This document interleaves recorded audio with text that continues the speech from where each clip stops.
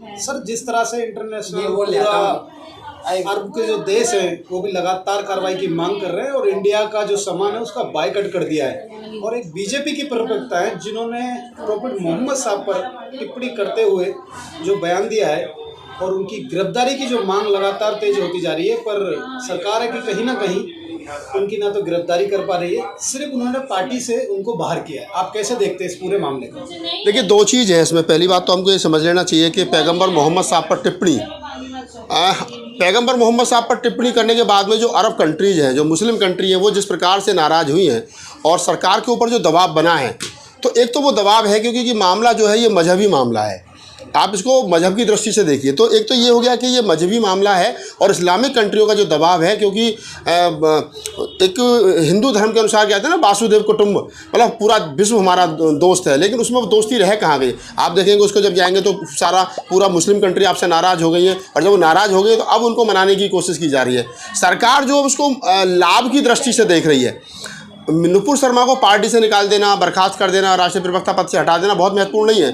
महत्वपूर्ण ये है कि जिस प्रकार से उन्होंने जो गलती की है, आप यहाँ दोहरा चरित्र देखिए सरकार का। अगर प्रोफेसर तल्लाल कोई टिप्पणी करते हैं या कोई आनंद तेल तुमड़े कोई करते हैं या कोई अन्य कोई SC ST OBC माइनॉरिटी का प्रोफेसर या कोई एक्टिविस्ट को टिप्पणी करता है तो उसको तत्काल गिरफ्तार करके जेल भेज दिया जाता है। लेकिन नुपुर शर्मा ने जिस प्रकार की बदतमीजी की है और इंटरनेशनल दबाव जो सरकार के ऊपर बना है, तो सरकार ने सिर्फ उसको एक पार्टी से बाहर किया, निष्कासित कर दिया और राष्ट्रीय प्रवक्ता पद से हटा दिया है। और वो भी उसमें भी मैं समझ रहा हूँ कि एक जो विदेशी अन्य कंट्रियों का जो दबाव है वो तो है ही, लेकिन साथ ही साथ आप इसको इसके जो बैक ग्राउंड में जो चीज़ें चल रही हैं आप उसको भी समझिए। उसको थोड़ा सा इसलिए समझिए कि जिस प्रकार से आप देखेंगे कि जो जिनका तेल का कारोबार है, जो अडानी है, अंबानी है, जो बड़े कॉरपोरेट घराने हैं, जिनका मोदी सरकार के साथ बैठना उठना, जिनके हाथों पूरा देश बेच दिया गया, उनका बिजनेस मुस्लिम कंट्रियों में है।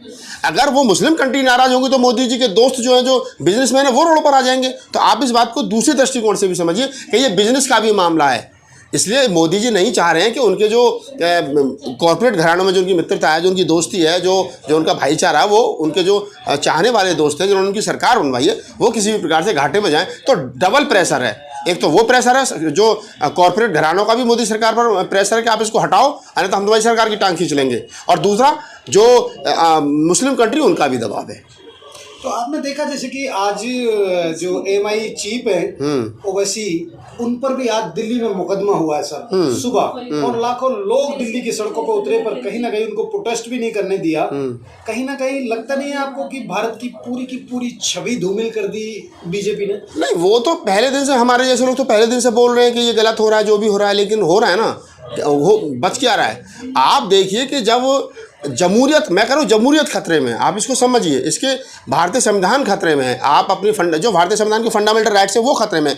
हम बोल नहीं पा रहे हैं, बोलने तो डर लग रहा है कि रात को हमारे ऊपर FIR ना हो जाए, बोलने तो डर लग रहा है कि पुलिस उठा करके न ले जाए, बोलने तो डर लग रहा है कि कोई गोली ना मार दे। आप समझिए कि मतलब किस प्रकार से लोगों को डराया धमकाया जा रहा है, और जो लोग सही मायने में गैर संवैधानिक काम कर रहे हैं, देश को तोड़ने का काम कर रहे हैं, देश की विदेशों में छवि धूमिल कर रहे हैं, उन पर कार्रवाई तक नहीं हो रही है। नुपुर शर्मा को पार्टी से निकाल देना और उसके खिलाफ एक तो FIR हुई है, अभी तक गिरफ्तारी नहीं है, जबकि जितना बड़ा उन्होंने जुर्म किया है उसके आधार पर उनको जेल में होना चाहिए था कम से कम। लेकिन सरकार है कि बचाने का काम कर रही है बैकडोर से, सरकार है कि उनको क्या नाम हर तरीके से सुरक्षा देने का काम कर रही है बैकडोर से। तो इन सारी चीज़ों को समझना पड़ेगा। इसके पीछे जैसे आपने देखा, जैसे पहले कपिल मिश्रा भड़काऊ भाषण देते थे, अनुराग ठाकुर, तो उनकी कहीं ना कहीं प्रमोशन हो गई थी, पर यहाँ मामला, यहाँ देखिए, यहाँ पर आप समझिए, आप मुसलमानों के खिलाफ बोलिए, आपको प्रमोशन मिलेगी, आप मुसलमानों को जो मर्जी बोलिए, लेकिन आपने मुसलमानों के लिए बोला, भारत के मुसलमानों के लिए आप बोल रहे थे। लेकिन पैगंबर मोहम्मद साहब जो है वो भारत के नहीं हैं, वो जितने 60 70 80 कंट्री मुसलमानों की हैं, इस्लाम को मानने वालों की, उनके सबके हैं, और उनके साथ में सबका भारत का जो है वो क्या नाम है व्यापार है। भारत उनको वीप सप्लाई कर रहा है, भारत उनको अन्य और बहुत सारी चीज़ सप्लाई कर रहा है, भारत को क्या नाम है उनके साथ में तेल का व्यापार कर रहा है, भारत उनको क्या नाम है बहुत सारी अड़हल की दाल है, अड़हल की दाल हमारे देश में बाहर से आती है, मुस्लिम कंट्रियों से आती है। तो आप समझिए कि जो मीट का कारोबार है, जो पेट्रोल का कारोबार है, जो तुरी की दाल का कारोबार है, वो कारोबार जो है कहीं ना कहीं उस पर एक नुपुर शर्मा के बयान से उस पर कहीं ना कहीं उस पर कुठारा, उस पर क्या नाम है उसको नुकसान पहुँच रहा है। पर ये कह रहे हैं कि हम इनका पूरा निर्यात रोक देंगे, जो बीट का कारोबार है। काफ़ी जो हिंदू संगठन है, बहुत सारे संगठन, अरे अब अगर हिंदू संगठन ये कह रहे हैं कि हम उनका बीफ का कारोबार है, जो बीफ जो वो रोक देंगे, तो इसका मतलब आप समझिए ना, अब तो ये खुद स्वीकार कर रहे हैं कि बीफ जो है विदेशों को सप्लाई करते हैं। तो इसको भी समझिए। तो कोई कौन क्या रोकेगा, कौन क्या कुछ नहीं रोकेगा ये। लेकिन एक बात पक्का है कि अगर हाँ जो हमारा तेल का कारोबार, हम संयुक्त अरब अमीरातों से जो हमारा तेल हमारे भारत में आता है, अगर उसमें दिक्कत आई तो बहुत ज़्यादा दिक्कत हो जाएगी। तो आप मेरा एक और लास्ट सवाल है कि खाली नुपुर शर्मा की कार्रवाई और जो इसमें एक और जो नवीन जी हैं, इन्हीं पर कार्रवाई करने से कुछ हो जाएगा, माहौल बदल जाएगा, या कहीं ना कहीं इस पर लगाम भी लगेगी जिस तरह हमें? देखिए, अगर सही मायने में कानूनी कार्रवाई होती है तो बिल्कुल लगाम लगनी चाहिए। लेकिन सरकार की मंशा है नहीं, सरकार लीपापोती करने के चक्कर में लगी। उन्हीं के लोग कार्रवाई करने वाले हैं, उन्हीं के लोग सारा कुछ सबको पता है, वही लोग हैं, कुछ बाहर का आदमी तो है नहीं। क्योंकि ये तो पहली बार नहीं हो रहा। नहीं, ये तो पिछले 8 साल से हो रहा है, लगातार मुसलमानों पे, दलितों पे, मोस्ट बैकवर्ड पे हमला हो रहा है। लेकिन आप इस बात को समझिए कि ये जो चल रहा है, ये चल क्यों रहा है? ये सरकार के इशारे पे चल रहा है और सरकार उसको कर रही है।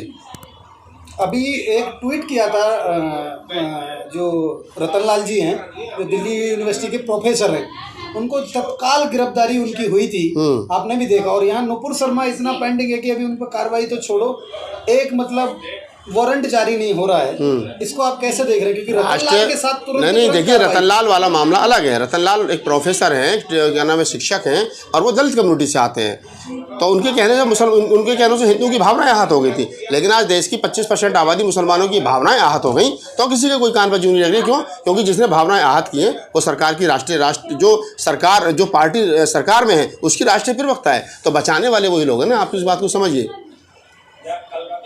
तो आने वाले टाइम को जो जिस तरह भारत की पूरी छवि जो धूमिल हुई है, इसको आप कैसे देखते हैं कि बाहर कंट्रियों में तो पिछले 8 साल से 7 साल से डेली जो है वो कहीं ना कहीं कुछ ना कुछ हो ही रहा। भारत की छवि तो हमेशा धूमिल होती है। मोदी जी की स्टेटमेंट कितनी, आप देखिए कि उनके साथ में कितनी धूमिल हो रही है। नोटबंदी में हमारी छवि धूमिल हुई, मुसलमानों के साथ में रोज जो शोषण हो रहा है उस पर हमारी मुस्लिम हो रही है। दलित लड़कियों के साथ में जो दलितों के साथ में शोषण हो रहा है उससे हमारी भारत की छवि धूमिल हो रही है। कब नहीं हो रही है? रोज हो रही है। सरकार फेल है, सरकार रोक नहीं पा रही है। SC ST OBC का जो शोषण है, माइनॉरिटी का जो शोषण है, उसको रोक नहीं पा रही है। तो सरकार की छवि तो रोज धूमिल हो रही है। सरकार की छवि बची कहाँ है अब?